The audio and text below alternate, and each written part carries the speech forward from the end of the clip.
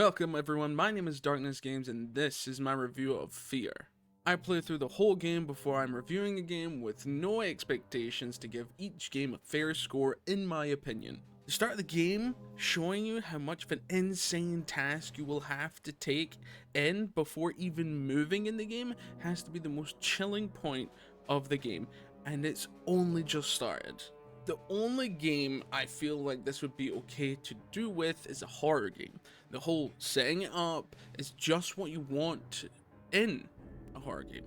Not only that, you could seem like the most overpowered person ever, but facing against the story that this tells you is another thing entirely, leading the story so well and very disturbing once you start listening and collecting all the information you can find.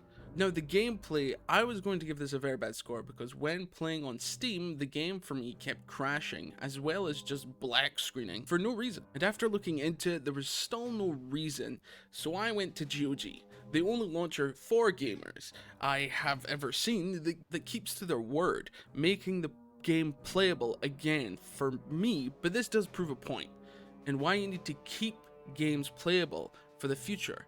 Because these aren't just fun games. These are a lot of work and passion put into something that anyone can enjoy, and that's why GOG, I would have to say, just saved this game from getting a score that's less than 4.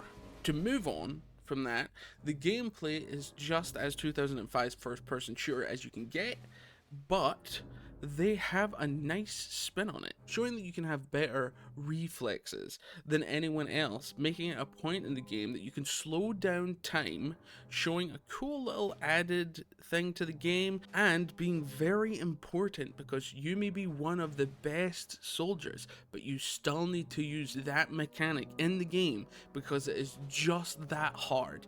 And I like that they did that because it makes you use the cool thing they added other than having it for one thing and then never using it again. The sound design and music for this game fits it so well that it's almost too creepy to play, and then when you run into something that makes you think, wait, what just happened? Now, spoilers are ahead, so if you don't want to know what happens in F.E.A.R, please skip to this time now.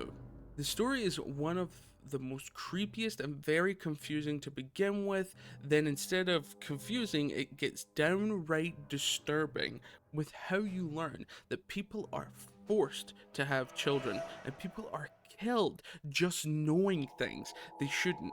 Then once the supernatural threat is realized, oh yeah, most of the game, it isn't at full power. Everything that happens, the hallucinations, the moments you think everything is fine and then the guy was really playing with your mind. So once you realize that most things you are seeing might not even be happening, you start to question everything. Are ghosts really real, or has the supernatural threat, particularly a dangerous psychopath and paranormal entity, been messing with you since you walked into this place? This section of the video is kind of new because I started to include the feel of games, how it makes you feel in that moment, or just the place, or just by the ending of it, and sometimes right in the middle.